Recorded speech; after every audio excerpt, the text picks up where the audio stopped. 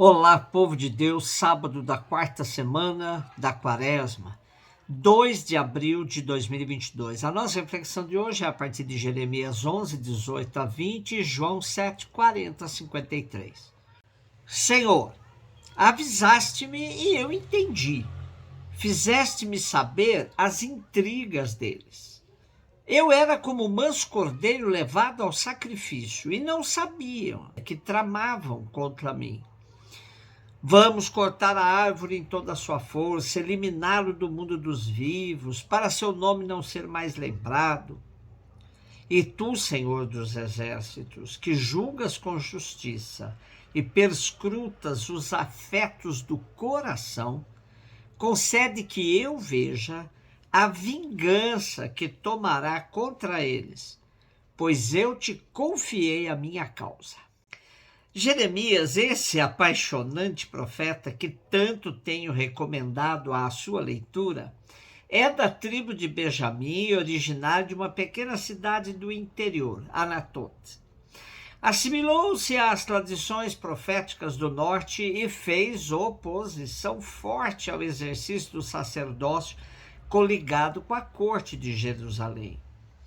Identificado com a cultura camponesa, coloca fortes tintas na sua profecia na ótica dos explorados do campo. Sua atividade se desenvolveu entre os anos 627 e 586 a.C., em 4 períodos bem demarcados. O primeiro, durante o reinado de Josias, de 627 a 609. O segundo, durante o reinado de Joaquim, de 609 a 598. O terceiro, durante o reinado de Sedecias, de 597 a 586 a.C. E quarto período, depois da queda de Jerusalém, em 586 a.C., quando foi aí forçado a ir para o Egito, devido ao assassinato de Godolias, governador da Judéia, com quem Jeremias vivia. Jeremias é um profeta que fala desde as entranhas, ele é visceral. Seu livro é recheado de confissões suas que nos revelam o seu caminho interior e sua luta para permanecer fiel ao Senhor. Podemos ir lendo as confissões de Jeremias e perceber que se trata de um testemunho riquíssimo de quem percebe que foi seduzido por Deus para profetizar e que a luta é imensa e por vezes ultrapassa suas capacidades. Nesta primeira confissão de hoje, Jeremias diz que descobriu que seus inimigos andam armando ciladas para que ele desapareça da frente deles, eliminando-o do mundo dos vivos. Jeremias se torna protótipo da vítima inocente, do justo que é levado ao matadouro por conta de sua vida reta e justa.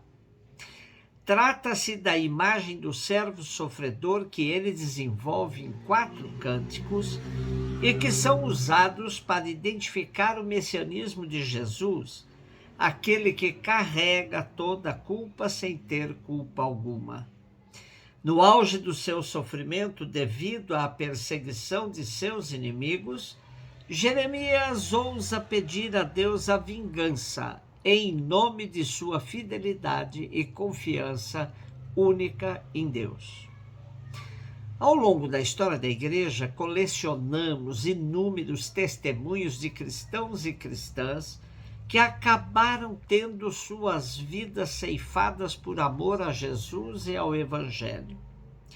São nossos heróis na fé ou mártires, que morreram de pé, mostrando que a vida só vale a pena se é doada, se é entregue aos demais. Esses testemunhos seguem o caminho do mártir por excelência, nosso Senhor Jesus Cristo. João 7, 40 e 53. Ao ouvirem as palavras de Jesus, algumas pessoas da multidão diziam: este é verdadeiramente o profeta. Outros diziam: ele é o Messias. Mas alguns objetavam: porventura o Messias virá da Galileia? Não diz a Escritura que o Messias será da descendência de Davi e virá de Belém, povoado de onde é Davi? Assim houve divisão no meio do povo por causa de Jesus. Alguns queriam prendê-lo, mas ninguém pôs as mãos nele. Então os guardas do templo voltaram para os sumos sacerdotes e os fariseus, e estes lhes perguntaram: por que não o trouxeste? Os guardas responderam: ninguém jamais falou como esse homem. Então os fariseus disseram-lhes: também vós vos deixastes enganar? Por acaso algum dos chefes ou dos fariseus acreditou nele?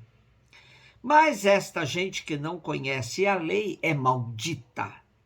Nicodemos, porém, um dos fariseus, aquele que se tinha encontrado com Jesus anteriormente, disse: será que nossa lei julga alguém antes de o ouvir e saber o que ele fez? E eles responderam: também tu és Galileu, porventura? Vai estudar e verás que da Galileia não surge profeta. E cada um voltou para sua casa. As autoridades dos judeus percebiam que cada vez se tornava mais perigoso deixar Jesus atuar livremente, pois suas palavras exerciam um fascínio junto à multidão. As correntes messiânicas eram várias, mas o sistema judaico tentava cercar todas as tendências, apresentando a lei como uma camisa de força, como um instrumento de repressão. Dentre a multidão havia, sim, correntes populares que acreditavam na possibilidade de o Messias vir do meio do povo. Mas tais correntes eram fortemente reprimidas e ameaçadas, inclusive de morte, pelas forças de repressão judaicas. Também entre as autoridades judaicas não havia assim um consenso fechado.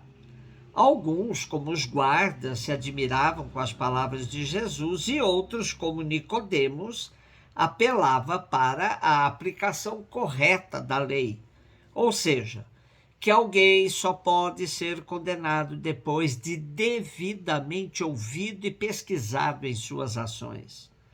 Porém, os grupos judaicos que tinham medo de perder seus postos e privilégios, a todos refutavam usando o código de leis de acordo com a sua ideologia de defesa do status quo. Um profícuo exercício quaresmal se constitui numa leitura do processo que levou Jesus à cruz, comparado com os processos que levam os pobres, os povos originários, os negros à cruz hoje, com os mesmos vícios judiciários, isto é, com uma leitura equivocada da lei, que sempre está a serviço dos grandes contra os pequenos e indefesos. Jesus se identificou exatamente com os injustiçados e descartados, e em nome da lei foi assassinado.